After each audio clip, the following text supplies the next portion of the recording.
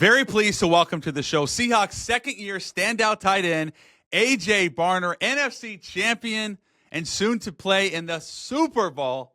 A.J., welcome to the show. It's been 24 hours or so since maybe longer now, since the Seahawks clinched. What was the first moment it really hit you? Was it right on the field, or maybe when you got home? How did it sink in?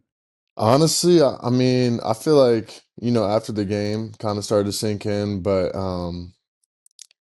quite frankly, obviously you had to win the game, do all the things to get there, but it's been the goal, and obviously we got one more to go. So it's set in, but got to take care of the next one too. So I think once it's all said and done, then it'll set in. But definitely to have the confetti coming down and being on our home field and celebrate with the guys was definitely special.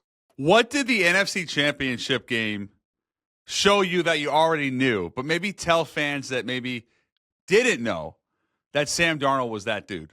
I mean, just the way that he performed. I think, in this league, everyone has their doubts about all players. All players have narratives surrounding them, and the guys in our locker room and the guys on our team believe in Sammy, myself included. And I think just to show the world on that stage, to play the way that he did, the football that he played, was just really special, and I think it cleared up all the doubt. But like I said, all the guys in this locker room, all the people in Seattle, I think, know what we got in our quarterback. So now the whole world knows. When did you realize that Sam Darnold was like a legit QB1? How long did it take you? I think throughout camp, just the way that he was taking care of the ball, hitting his reads, being a pro. And obviously this is only my second year in the league. Played with Gino last year, had a lot of success with Gino too, and really like Gino as well. And I think throughout camp kind of just saw Sam really start to take off, and obviously saw the success that he had last year. And honestly too, we had a lot of new faces in the building this past year. So it was kind of, we had to lay a foundation and build a process. And I think throughout camp and as we got the season going, it started to feel like we had something special. On your draft call, AJ, with Mike Macdonald, head coach, you said you would bring everything possible to the table to help Seattle win a Super Bowl. Yeah. Now that you're a game away, how does it feel, and how cool is that? Man, I appreciate you bringing that up, Jordan. That's just the type of player that I am, and I was fortunate enough to taste that success at Michigan and win a national championship and see what team success can do for you individually and as a team as well. And that's just what I want to do. I think you play this game to win, you play this game for championships, and all the rest will take care of itself. So to be here one game away from that goal 2 years in, it's a bit surreal. And I think being that it was my first year with Coach Mike and seeing the whole process go down and step by step, and really feeling like I'm definitely a big time leader on our team is really special. And like you said, we got to get one more. But to do that in year two would be really awesome. We had your teammate Nick Emmanwori on a few weeks ago, and one of the things that he said that stuck out to me was that Mike Macdonald was a great adjuster, and he talked about his ability to connect with players. I'm just curious for you on the offensive side of the ball if you've experienced the same version of Coach Mike. I think Coach Mike's calculated.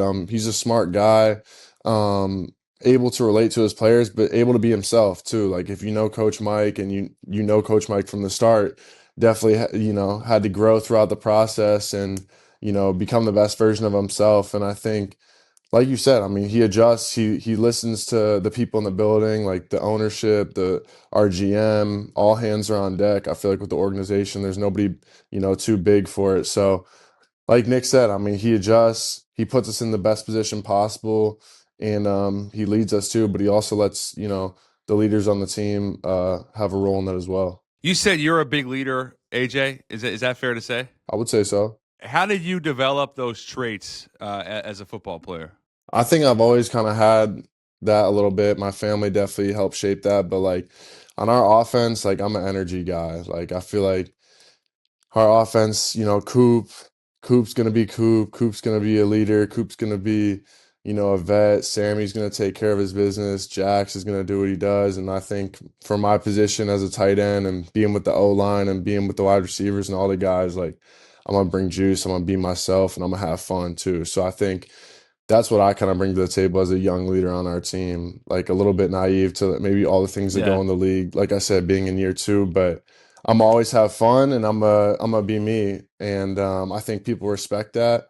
And like I said, it's a good bridge that I have being a tight end and working with the O line and the receivers and everyone included. Have you ever heard anything as loud as Sunday at Lumen Field? Like, was that the loudest you've ever seen a stadium or heard a stadium? I would say so for sure. Like I said, I played in Michigan, and obviously that's the Yeah. biggest, Big house. yeah, the biggest stadium in the world. But the 12s are unreal, and like they take so much pride in being that loud. I think, I would like to go to maybe like a Pearl Jam concert or something, and just like I like those vibes. So maybe that could get a little loud too. We'll have to see. But yeah, the 12s are unbelievable. And it's truly an advantage. And I'm a little jealous being on offense because, like, on offense, you play at home and it's like quiet down, like everyone chill out. But when the defense goes out there, that place is nuts. Have players ever said to you, like at some point, man, I can't believe how loud it is here, like opposite opponents? Yeah, for sure. I mean, we've seen it, and just being on the sidelines too when the defense is out there, like you can honestly get a headache from how loud it is. Like it's really crazy. I'm sitting on the bench trying to flag down a water, and it's like you gotta like go out of your way to like flag somebody down just so they can hear you. So it's insane. And like I said, it's an advantage for our defense. So you played quarterback, right, as a kid? Yeah, growing up, I was pretty bad. Okay, so you didn't have you weren't a good distributor. I went to the Manning Passing Academy, going into my junior year of high school, maybe just to like try and get better, do what I could, and then I was like, all right, like yeah, this is not it. I'm gonna figure something else out. Because of you, or because of what you saw other kids throwing, like how they were throwing? Maybe that, but I was just a little bit like behind too. Like I'm a bit young for my age. I kind of got like I was one of the better athletes at my school and we needed a quarterback. So I was like, yo, you're playing Yeah, quarterback, dog. So right. figure it out. And I'm just the type of person where I love football and I wanted to get better. So I was gonna go, do what I could to get better. So, but that's when I was like, all right, like I don't really want to pursue quarterback. What about basketball? I was a wrestler. Wrestler. So I played rec basketball. I played baseball as well, but my two sports were football and wrestling.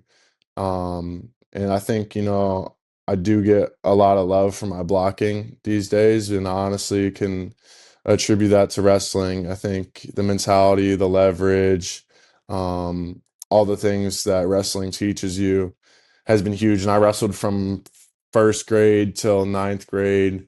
And believe it or not, my freshman year of high school, I wrestled at 126 pounds.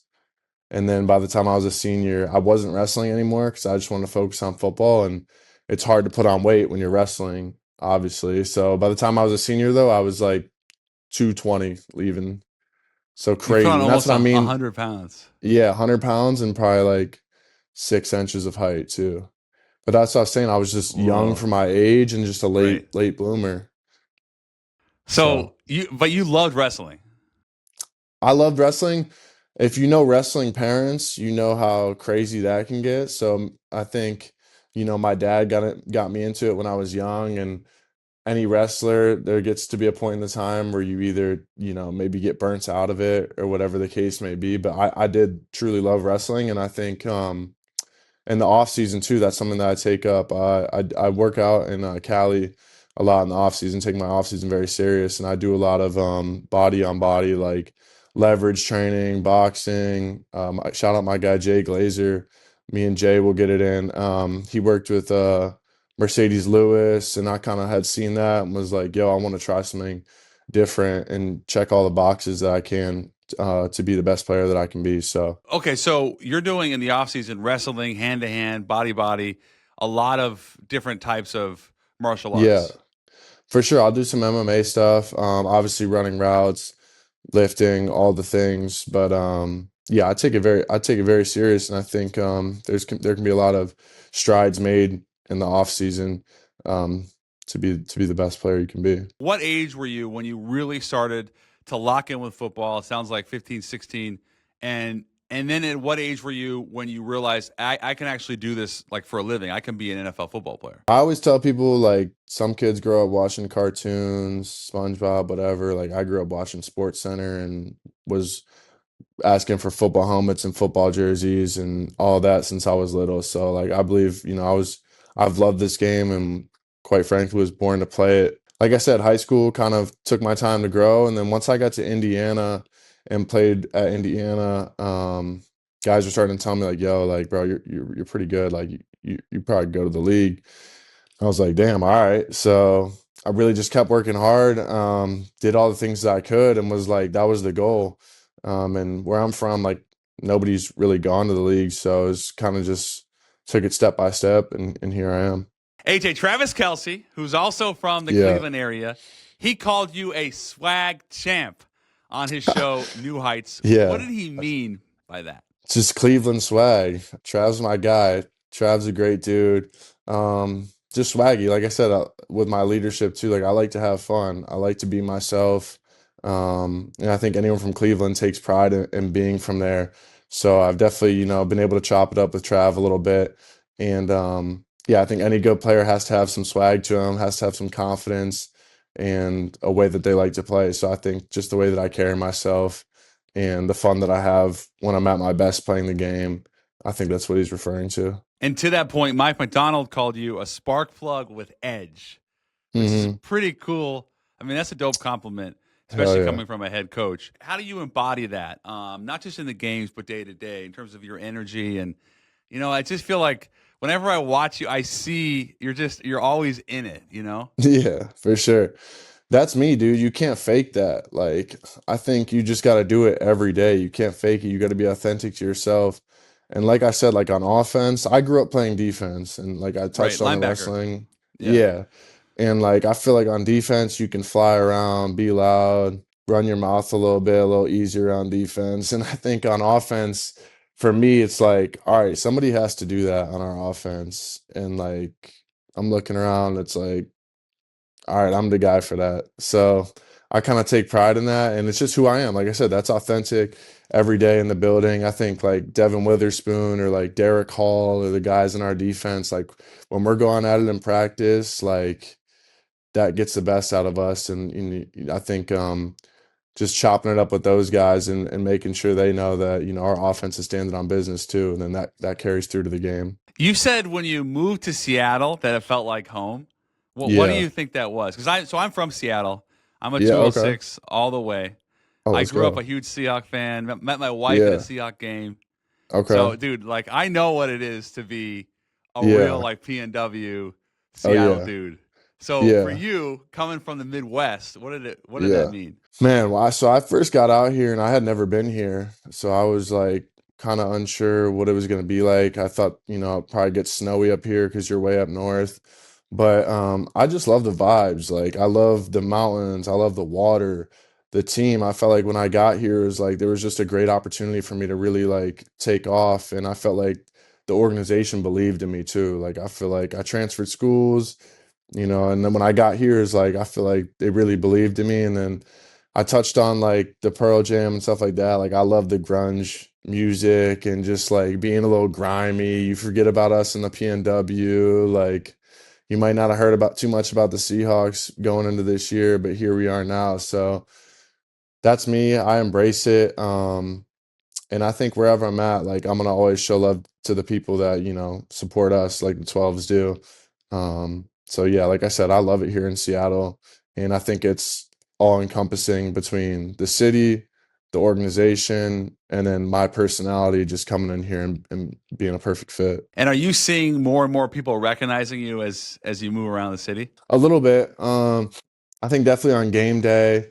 I think being that I have like the barnyard is what they call it when I go under center and take a snap or like, when I score touchdowns, I have a dance that I do. So I think little stuff like that, the fans appreciate it. But I mean, you know how it is this time of year during the season, it's pretty tunnel vision locked in. Yeah, so, you're locked in. Yeah. Yeah, but obviously feel the support when it comes. What's like the craziest thing that you've seen from JSN? I'm sure you've seen 100, but it feels like every week he does something that I've never seen before. Man, crazy things I've seen from JSN because on the field or off the field. I'm playing. But Actually, how about both? nah, Both. Yeah. honestly, Jax, I think off the field, just the way that he carries himself, like not even like a crazy thing, just like the plan that he has. Like I think the thing that I respect about Jax is he has all of his ducks in a row. Like he really takes himself seriously, training wise, nutrition, family wise. Everyone's all aboard on that to get Jax where he's got to be. And I think on the field, that catch last week was pretty ridiculous, the one-handed catch. But I think when I watched Jax on film too, like we had Tyler Lockett here last year, and sometimes I watch Locke on film and just see the little things that Locke was doing, being a guy that's been in the league for so long. And then you watch Jax on tape, and a lot of people have said the analogy of like he's literally on skates. Like it literally looks like he's on an ice rink skating out there, the cuts that he makes, in and out of breaks. And I think that's the most impressive thing to me, just because like I know the route that we're running, I know the concept that Jax is running, and then the little nuance that he puts on it to make it his route is really special. Tom Brady said during the game, he had a really interesting analogy. He said when receivers run, a lot of times the way their shoulder pads are moving can be an indication of where they're gonna go, what cut they're gonna make. No doubt. Yeah. But JSN, you don't see any of that. I don't even know what that means. But does that track for you? For sure. That's kind of what I'm saying. He's just so smooth and efficient in and out of his breaks. Like you don't really know when he's going to break it off. And it almost looks like he's just gliding out there. Like he's not really like out of control, and he gets open and he catches the damn ball. That's for sure. Okay. For you, this is the last one I promise I think you're only 23, right, AJ? Yeah. Let's say 15 years down the road, way down the road, when you're an old man like me, what does AJ Barner legacy, what does it stand for? Football player, person, mentality, everything that you want to leave in terms of being a great player. First of all, on the field, I think just a complete tight end. I love, getting involved in the red zone. I love getting the ball. I love making plays after the catch. And I love just as equally, sticking my face in it and letting somebody know in the trenches and getting our running backs and our pass protection where it needs to be. And I think leadership as well. Like I touched on that. I love playing here in Seattle. I really want to play here for a long time. And the championships too. I think, like I said in my draft call, I think that's what it's all about, having team success.